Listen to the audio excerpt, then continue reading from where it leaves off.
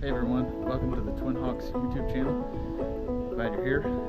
Today I'm going to do a walnut dye on a couple of shirts that I have. And so I just kind of want to show you that process. This is going to be a little more of a how-to kind of video.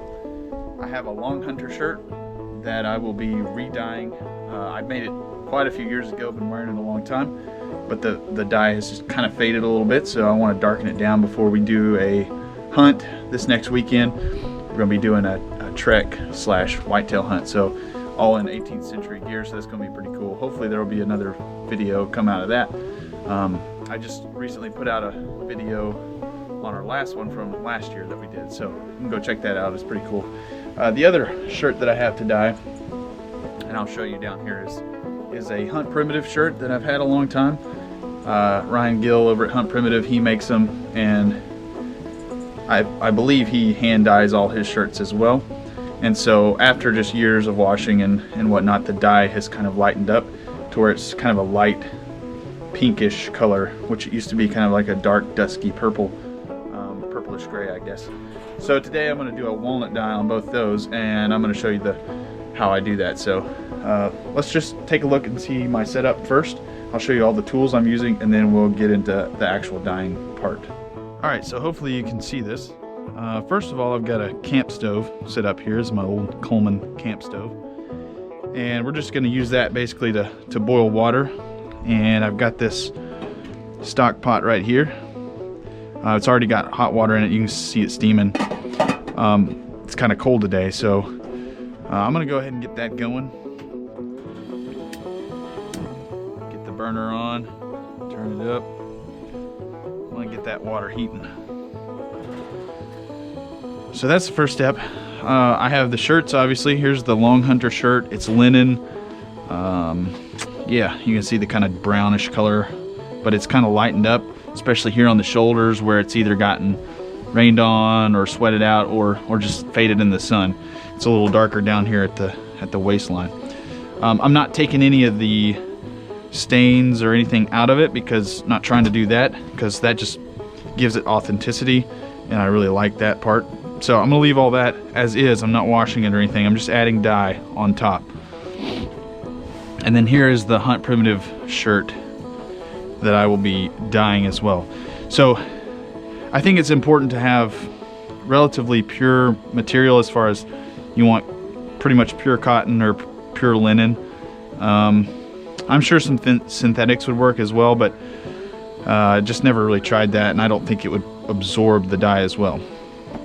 So pretty much after that, I've just got a 5-gallon bucket, and this is what we're going to put the walnut dye in, and then I'll need a knife as well.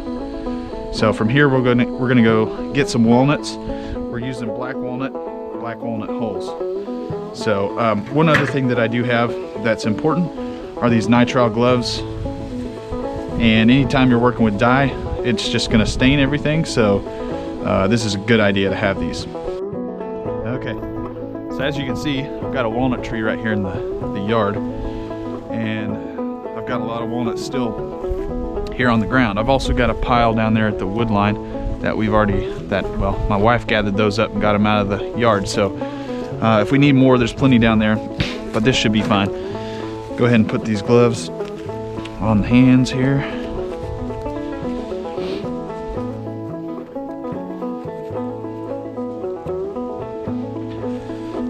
Basically what I'm going to do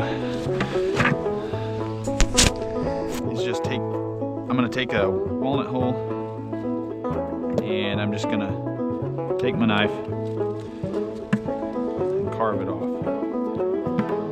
That's just to open up that hole surface area to the boiling water, and the boiling water, or the hot water, will kind of help extract that dye from the holes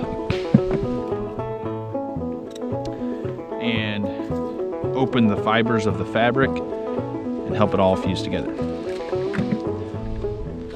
So I'm just going to do this. I'm going to get a good little bit in there, then we're going to add the hot water and let it kind of steep like a tea.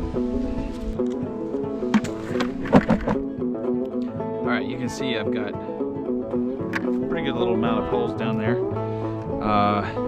I could use some more. I'm going to see how this works.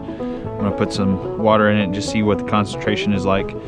There's not a recipe that I follow or anything. It's just if you want it darker, you need to have more of a concentration of dye to the water you put in. So yeah, just kind of play around with it. The fabric will only soak up so much of the dye anyways, so you're kind of limited on that too. So I'm just gonna take this over, start the water in it, and just see how much dye I can actually extract out of this. So we'll take it over there and add some water to it. Water's not boiling, but it is hot. So I'm just gonna go ahead and pour that in here.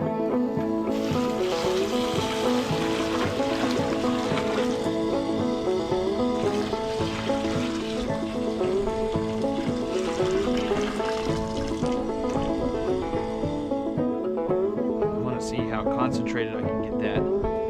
If I need to add more holes, I can, and to get a little more of that color out.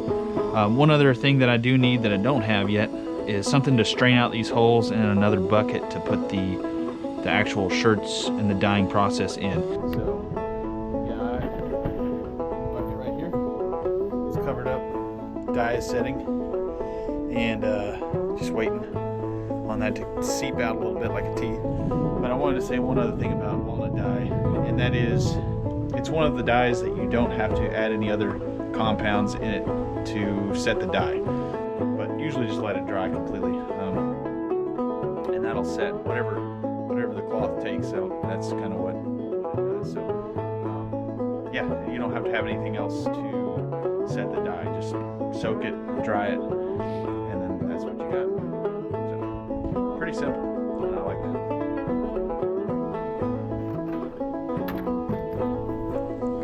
Alright, we've got our dye made there. So, take this guy, put it right there.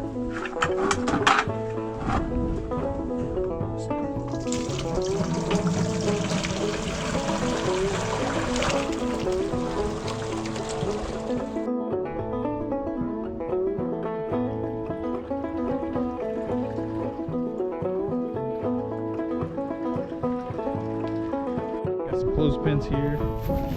Got my dye. Shirts have been dyeing for about an hour. Still warm in here. Had that covered up. Looks like we got a nice color. So I'm just gonna take this, let it drain out.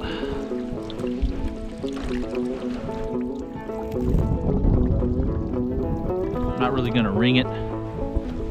Let as much dye just kind of set in there as possible, and then I'll just hang it up on this line. Got a temporary clothesline hung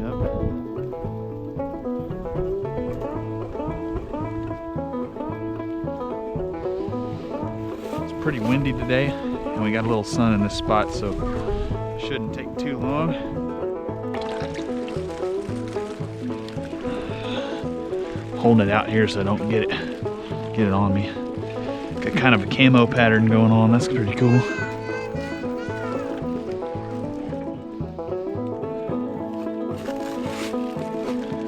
Got a little bit of green, a little bit of brown.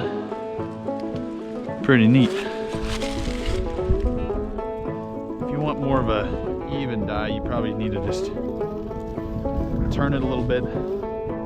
Rotate it around, because like that spot right there is more green, but the mottled color and look is not bad for me. I like that, because I'll be using these outfits in the woods. See how that turns out. Let it dry and come back. I'm going to save my dye in the bucket just in case I need to do a second dip in there if I'm not satisfied with it, and I may also use it for something else, so I'm not sure yet. So and keep my dye for a little while. That's good stuff. All right, there we go.